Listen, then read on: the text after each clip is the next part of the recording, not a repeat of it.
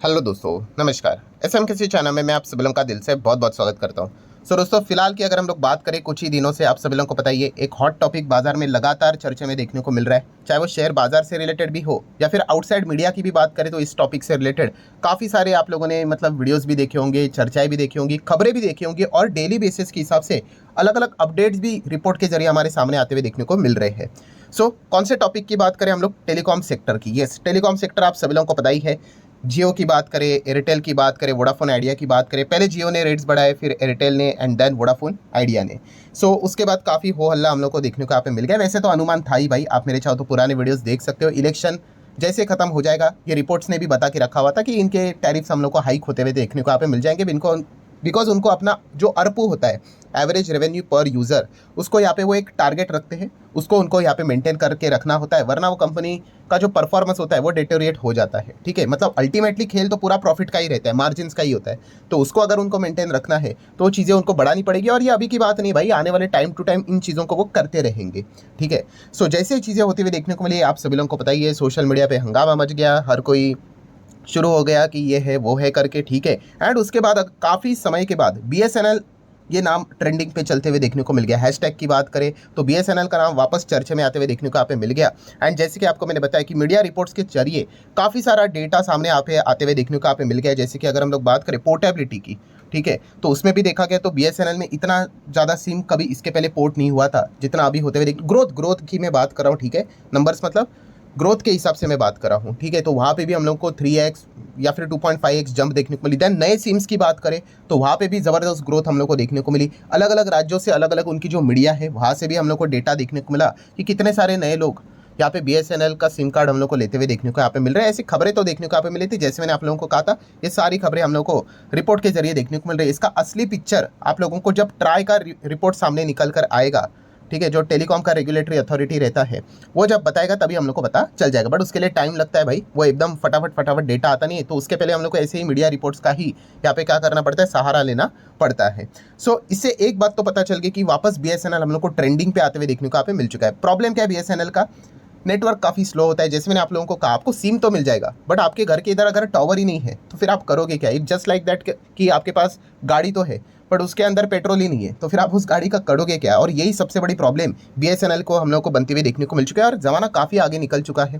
ठीक है, आप सभी लोगों को पता है 5G की बात हो रही है, वो प्रॉपरली 4G तक अभी तक लॉन्च यहाँ पे नहीं कर पाए हैं। बट अभी धीमे धीमे करके जब से ये जो चीज़ें यहाँ पे हुई है, उसके बाद थोड़ा सा बीएसएनएल हम कह सकते हैं चल रहा है, मतलब थोड़ा फास्ट काम करने की कोशिश कर रहा है। रिसेंटली हम लोगों ने देखा था, उन्होंने ट्विटर के ऊपर ट्वीट करके बोला था, ट्विटर मतलब अभी जो प्लेटफॉर्म एक्स हो चुका है, कि 10,000 उन्होंने क्या कर दिए, जो टावर्स हम लोग को सेटअप करते हुए देखने को यहाँ पे मिल चुका। और ये टावर्स और भी वो ऑल ओवर इंडिया बढ़ाने वाले, और उनका टारगेट है 1,25,00,000, किधर 10,000 और किधर 1,25,00,000। तो आप समझ रहे हो कि 1,25,00,000 आप टावर तो लगा दोगे बट कब तक? ठीक है, वो सबसे बड़ा प्रॉब्लम है। बट एनीवेज, ये सारी चीज़ें तो यहाँ पे होती थी एंड इससे रिलेटेड मैं काफ़ी वीडियोस भी बनाए, मैंने आप लोगों को शेयर्स भी दे दिए थे स्टडी करने के हिसाब से। आप सभी लोगों को पता है मैं कोई रिकमेंडेशन नहीं देता हूँ। बाय करना है, सेल करना है, होल्ड करना है, एवरेज करना है, आपकी मर्जी। बीएसएनएल से रिलेटेड कौन से ऐसे कंपनीज है जो शेयर बाजार में हम लोग स्टडी कर सकते हैं, उसके ऊपर भी मैंने वीडियोस बनाया था। टाटा ग्रुप की कंपनीज भी मैंने आप लोगों को बताई थी।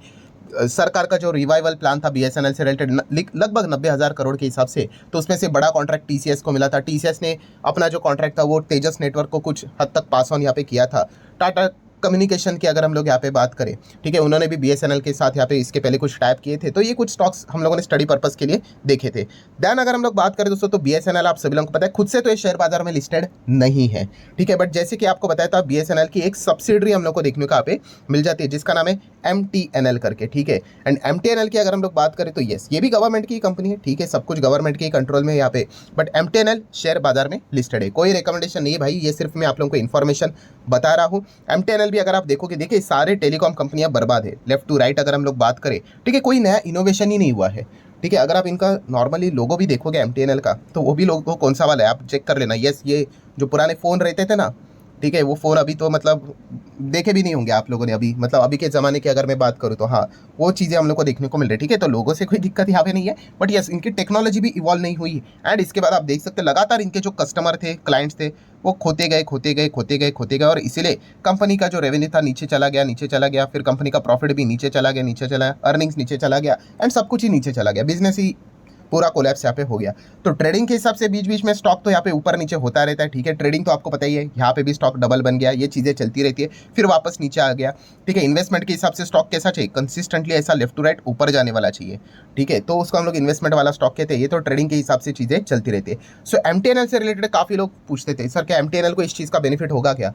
तो जैसे मैंने आपको बोला था ये जस्ट सब्सिडरी है, बट चलिए फाइनली दोस्तों आप जो सोच रहे थे वही चीज़ें अभी हम लोग को होती हुई देखने को यहाँ पे मिल सकती है। मतलब बीएसएनएल एंड एमटीएनएल का, ठीक है, जो एक खबर यहाँ पे चल रही थी कि मर्जर होगा करके, तो क्या मर्जर होने वाला है? अरे नहीं नहीं, मर्जर तो यहाँ पे नहीं होगा, बट एमटीएनएल का जो बिजनेस है दोस्तों, ठीक है, वो हम लोगों को शिफ्ट होते हुए देखने को मिलने वाला है अंदर द बीएसएनएल, ठीक है। ये चीज़ें हम लोग को होते हुए देखने को यहाँ पे मिलने वाली है। आप देख सकते हो, देखिए पहले क्लैरिफाई कर दिया कि मर्जर तो नहीं है, बट गवर्नमेंट लुक, मतलब अभी तक हुआ नहीं है, बट ये प्लान चल रहा है टू शिफ्ट एमटीएनएल का जो ऑपरेशन है टू द बीएसएनएल, ठीक है। और भी अलग अलग रिपोर्ट्स में आप देख सकते हो ऐसी बातचीत चल रही है। देखो खुसफुस चल रही है, मुल्स मतलब क्या, handling over the MTNL operation to the BSNL, merger unlikely, merger होने के चांसेस तो नजर नहीं आते हैं। सो ओवरऑल हम लोग को इतना पता चला कि एमटीएनएल का बिजनेस अभी हम लोग को शायद से बीएसएनएल को हैंड ओवर किया जा सकता है। ये बातें तो बोली जा रही है, बट यस याद रखना दोस्तों, इसमें भी लंबा चौड़ा प्रोसेस होता है, ठीक है। सरकारी कंपनीज में प्रॉब्लम ये होता है कि आपको इससे अप्रूवल चाहिए, फिर उसके बाद और एक अप्रूवल चाहिए, उसके बाद और अप्रूवल चाहिए, फिर आप एग्जीक्यूट करोगे,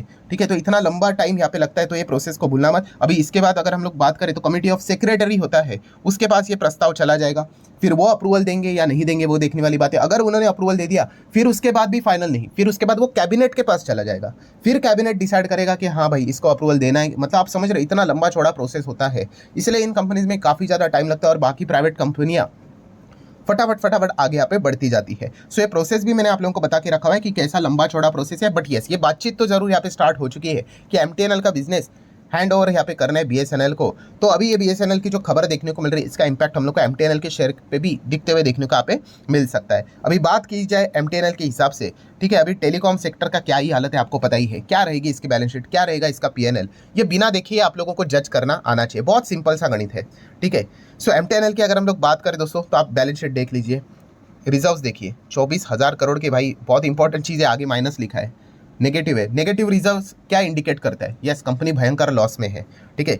लॉस कैसा होता है आप लोगों को पता है ना, पीएनएल हम लोग जो बनाते हैं उसमें आता है प्रॉफिट या फिर लॉस आता है, और वो लॉस भी ट्रांसफर करना पड़ता है आप लोगों को। प्रॉफिट हुआ तो भी ट्रांसफर करो रिजर्व्स में, ठीक है, उसके लिए अलग अलग रूल्स होते हैं, एंड लॉस को भी ट्रांसफर करना पड़ता है। तो अगर आपका लगातार रिजर्व्स यहाँ पे बढ़ रहा है तो अच्छी बात मानी जाती है प्रॉफिट के हिसाब से, एंड लॉस भी बढ़ रहा है मतलब कि भी खराब बात है। आप देख सकते हो पहला 14,000 का मतलब रिजर्व था, फिर 16,000 माइनस का रिजर्व था, फिर 19,000 का माइनस रिजर्व, फिर 21 का माइनस, फिर 24, मतलब क्या ही बोले। अभी आप समझदार हो, आप सभी लोगों को समझ में यहाँ पे आ रहा है। ये इन्वेस्टर के लिए सारी चीज़ें देखना इंपॉर्टेंट होती है। देन उसके बाद आप देख सकते हो 16,500 करोड़ का कर्जा, 19 करोड़, 24,000 करोड़ का कर्जा, मतलब क्या ही बोले, प्योर वेल्थ डिस्ट्रक्शन, ठीक है। 6,000 करोड़ का शॉर्ट टर्म बोरिंग भी देखने को मिल रहा है। मैं अगेन कह रहा हूँ, कर्जा होना कोई पाप नहीं होता है, प्रोवाइडेड आपने लोन जो आप ले रहे हो उसको प्रॉफिट में कन्वर्ट करना आपको आना चाहिए। आपको याद है ना, मैंने एक वीडियो बनाया था, कौन सा वाला, वो डेंजर साइन वाला, कि अगर एक्स का साइन बन रहा है मतलब वो बहुत ही डेंजरस कंपनी, एक्स का साइन बन रहा है मतलब यहाँ पे प्रॉफिट अगर लगातार कंपनी का ऐसा नीचे नीचे नीचे जा रहा है, एंड कंपनी का लोन अगर लगातार ऐसे ऊपर जा रहा है, तो ये बता रहा है कि भाई आपका लोन बढ़ते ही जा रहा है। आप जस्ट इमेजिन करके देखो ना, आपने अगर 1 करोड़ का लोन लिया, आपने 2 करोड़ का लोन लिया, आपने 3 करोड़ का लोन लिया, मान लो, एंड आपकी जॉब ही चली गई, आपका बिजनेस ही बंद पड़ गया, आप कहाँ से दोगे वो लोन, कहाँ से चुकाओगे? तो कंपनी तो बंद ही पड़ेगी ना। तो वैसा ही सिनेरियो देखने को मिल जाता है। देन बात करेंगे कैश एंड कैश इक्विवेलेंट की, क्या ही होगा 60 करोड़ के आसपास, ठीक है भाई, कैश ही नज़र आ रहा है। देन बाकी की चीज़ों को क्या ही कवर करे, मार्केट कैप देखिए केवल 3,000 करोड़ का मार्केट कैप है करके, बुक वैल्यू सब कुछ डिस्ट्रॉय है, माइनस, डिविडेंड, खुद के प्रॉफिट ही नहीं है तो डिविडेंड कहाँ से रहेगा, return on capital employed minus, equity में क्या ही मिलेगा, सब कुछ माइनस में ही है। पीयर सेगमेंट में क्या ही देखेंगे, सबसे बड़े प्लेयर हम लोग को यही देखने को यहाँ पे मिल जाते हैं, तो एकदम ये नीचे ही यहाँ पे आते हुए देखने को मिल जाता है। एंड कंपनी का प्रॉफिट भी देखिए, कई सालों से आप लोगों को एक ही डेटा देखने को मिल जाएगा कि कंपनी लगातार यहाँ पे लॉसेस में ही यहाँ पे रहती है, माइनस, मतलब कंपनी कमा कितना रही है, 799 करोड़ पूरे साल में, और उसने कमाने के लिए 1200 या फिर 1300 करोड़ का खर्चा कर रही है, तो क्या हो गया, 488 करोड़ का नुकसान हो गया, ठीक है। और ये कई सालों से यही सिलसिला हम लोग को लगातार जारी रहते हुए देखने को मिला। देखो लॉसेस ही सिर्फ लॉसेस ही हम लोग को देखने को मिल जाते हैं। अभी की बात नहीं, आप पुराना जितना भी डेटा है उसको आप इजीली यहाँ पे चेकआउट कर सकते हो। तो ये चीज़ें रहती है। अभी अच्छा यहाँ पे भी क्या प्रॉब्लम होता है कि अगर आप नेट प्रॉफिट देखोगे, लगातार लॉसेस देखने को मिल रहा है ना, देखिए बीच में सडनली एक ना कभी ऐसा प्रॉफिट आ जाता है तो एकदम हम तंग हो जाते हैं, अरे भाई ऐसा कैसे, लगातार लॉस वाली कंपनी प्रॉफिट में आ गई, तो भाई कुछ तो उन्होंने अपनी कंपनी का कुछ तो असेट बेचा होगा, ठीक है। इतना सडनली प्रॉफिट कहाँ से आ गया भाई, 7-8 करोड़ का आ जाता तो भी समझ लेते, सीधा 7,500 करोड़ से भी ज़्यादा प्रॉफिट। तो आप ये पढ़ना आना चाहिए भाई, ये यही तो चीज़ है शेयर बाजार से रिलेटेड। ये देखो अदर इनकम कितना है, 11,800 करोड़। तो उसको जाके डिटेल में पढ़ना पड़ेगा, रहेगा कोई तो ज़मीन, प्रॉपर्टी, लैंड, बिल्डिंग कुछ तो बेचा होगा, तभी जाके इनको इतना बड़ा पैसा यहाँ पे मिला है, ठीक है। वो तो कोई बिजनेस वाला इनकम ही नहीं, क्यों, ये तो वन टाइम हो गया ना भाई, रोज रोज थोड़ी ना बिजनेस यहाँ पे बिल्डिंग बेचते रहेंगे, एंड वो थोड़ी ना उनका बिजनेस है, बिजनेस तो उनका टेलीकॉम का है, ठीक है। वो तो पूरी तरीके से डिस्ट्रॉय हो चुका है। एंड बाकी शेयर होल्डिंग पैटर्न 56%, ये तो प्रमोटर के पास ही रहेगा, घूम फिर कर आप यहाँ पे देख, मतलब सरकार के पास, पब्लिक देख सकते हो। बाकी 30%, डीआईएस 13% कैसे, ऑब्वियसली एलआईसी होगा और कौन होगा, तो आप देख सकते हैं, देखिए एलआईसी, तो सरकार ही इनको यहाँ पे क्या करती है, बचाने की कोशिश यहाँ पे करती रहती है।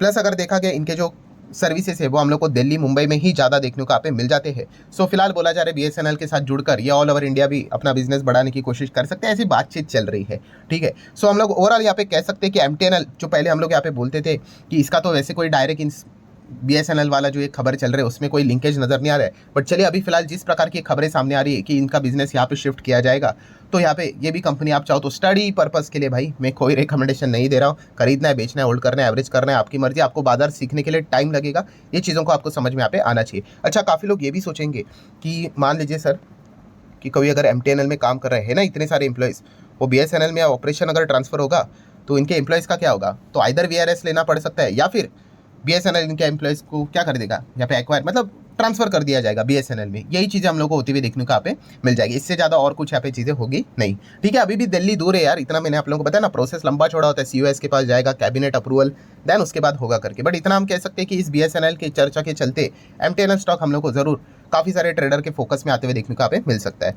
सो वीडियो को क्लोज करने से पहले जरूर आप लोगों को याद दिलाना चाहूंगा कि फ्री स्टॉक मार्केट क्लासेस इस चैनल के ऊपर आज का जो वीडियो है काफी लोगों को पसंद आया है भाई, जरूर इस वीडियो को देख लेना। शेयर बेचने के बाद आपके अकाउंट में कितना पैसा आता है और पैसा कम क्यों आता है, ठीक है। आप इंट्राडे करो या फिर लॉन्ग टर्म डिलीवरी करो, शॉर्ट टर्म करो, तो ऐसा क्यों होता है, चार्जेस क्या लगते हैं, इस वीडियो को देख लो, सारी चीजें समझ जाओगे। टैक्स क्या लगता है, इस वीडियो का लिंक भी मैंने ऊपर आई बटन पे दे दिया है, या फिर आपको नीचे डिस्क्रिप्शन में भी या चैनल का लिंक मिल जाएगा, तो वहाँ पे जाके इस कंपनीज को मतलब इस वीडियो को आप चाहो तो स्टडी कर सकते हो। तो चलिए इस वीडियो को यहीं पे रोकना चाहूंगा, आप चाहो तो लाइक एंड शेयर कर सकते हो। मिलते हैं नेक्स्ट वीडियो में, तब तक के लिए बाय बाय।